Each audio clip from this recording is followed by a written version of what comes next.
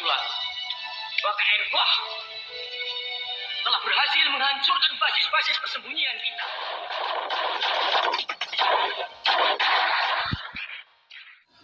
Assalamualaikum warahmatullahi wabarakatuh.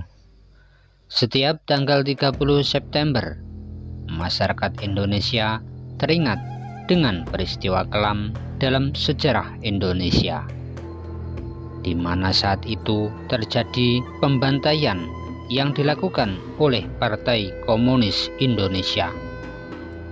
Mereka bahkan tak segan-segan membantai para kiai dan santri. Nah, berikut ini kisah karomah Kiai Imam Sarang. Saksikan setelah yang satu ini. Namun sebelum itu, klik subscribe dan gambar lonceng untuk mengikuti video-video menarik berikutnya. Like dan share ke semua media sosial yang kalian punya.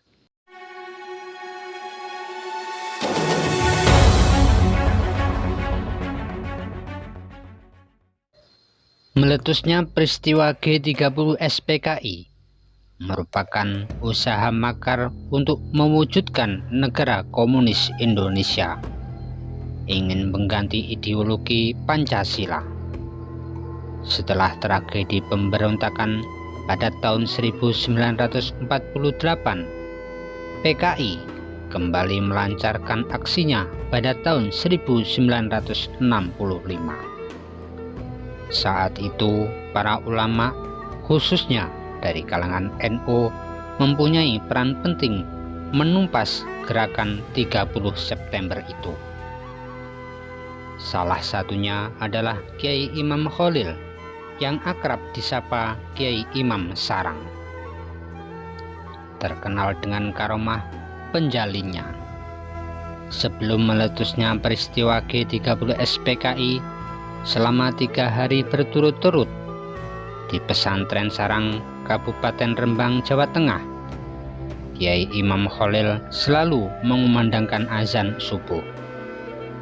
Hal itu membuat gempar orang-orang yang mendengarnya.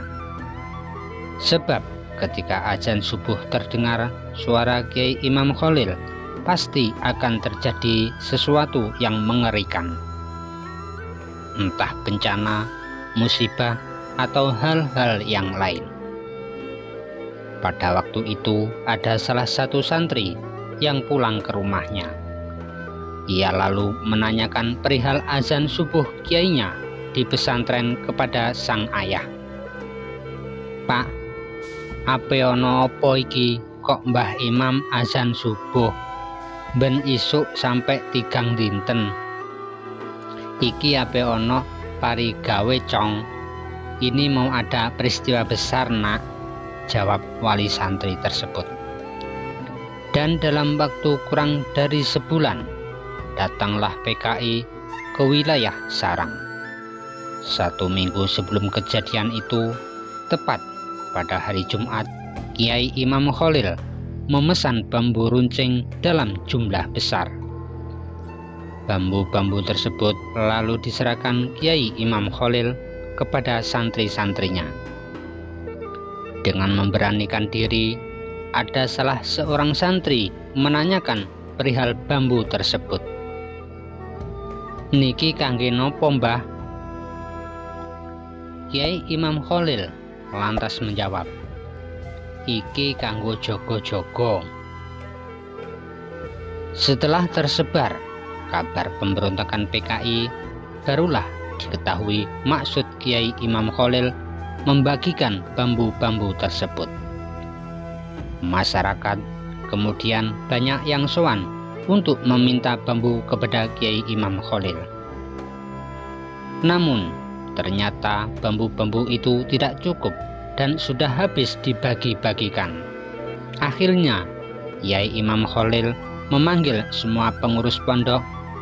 Beliau mengutus mereka untuk mencari sodo aren sebagai ganti bambu-bambu yang telah habis. Setelah mencari ke sana kemari hingga ke selatan kota Tuban, para pengurus yang mendapatkan mandat tugas dari Kiai Imam Khalil tak kunjung mendapatkan sodo aren yang dimaksud. mereka hanya mendapatkan penjalin di jalanan yang mereka lalui. Kiai Imam Khalil pun lantas berkata, "Ya wis, penjalin wae." Akhirnya Kiai Imam Khalil membeli rotan dalam jumlah sangat besar untuk dibagi-bagikan kepada para santri dan masyarakat sekitar yang meminta. Beliau kemudian membuat celupan rotan di kolam pondok lor agar rotan yang dicelupkan memiliki khasiat yang mampu mengusir para pemberontak PKI. Bibir Kiai Imam Khalil nampak bergerak-gerak, bertanda beliau sedang membaca wirid atau doa khusus. Tak butuh waktu lama, beliau kemudian meludah di air kulah pondok. Seketika itu, beliau berseru memberikan perintah kepada santrinya yang bernama Hamzawi. "Ayo, penjaline juluki PKI arep berontak. Celupno jeding," kata Kiai Imam Khalil dengan tegas. Mendengar perintah sang kiai, para santri pun berbondong-bondong mencelupkan rotannya ke dalam kulah pondok yang telah diberi nama oleh beliau. Semula celup penjalin ini dikhususkan untuk santri-santri pesantren Sarang saja.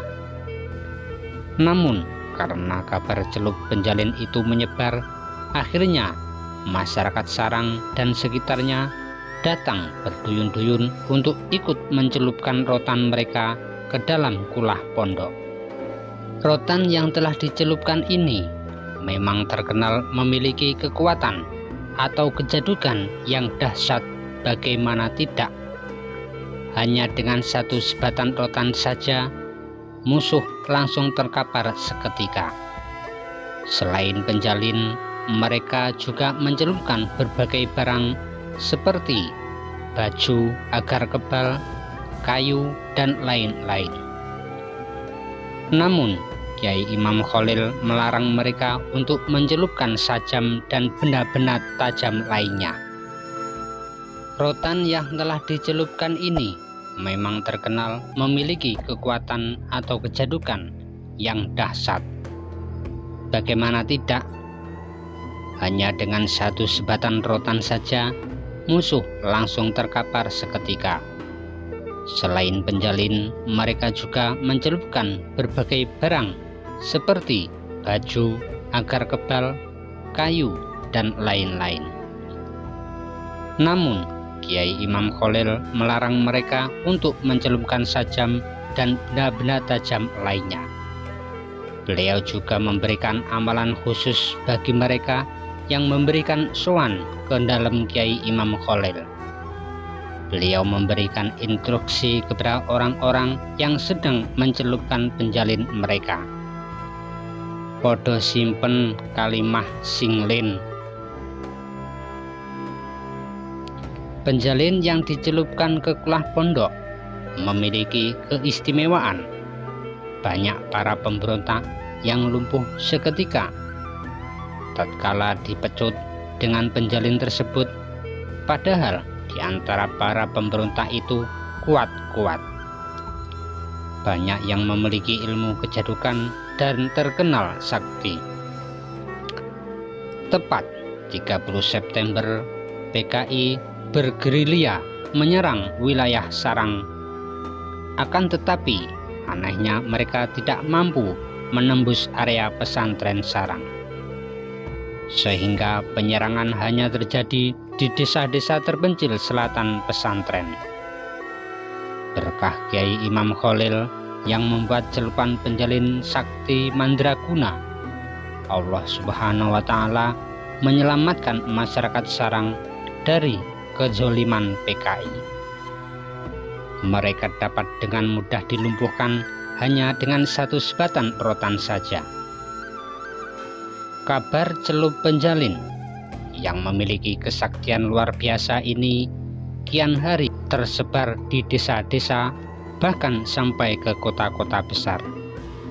Sebab minimnya senjata atau alat pertahanan yang dimiliki masyarakat untuk menumpas pemberontakan PKI yang tersebar di berbagai penjuru membuat mereka kebingungan.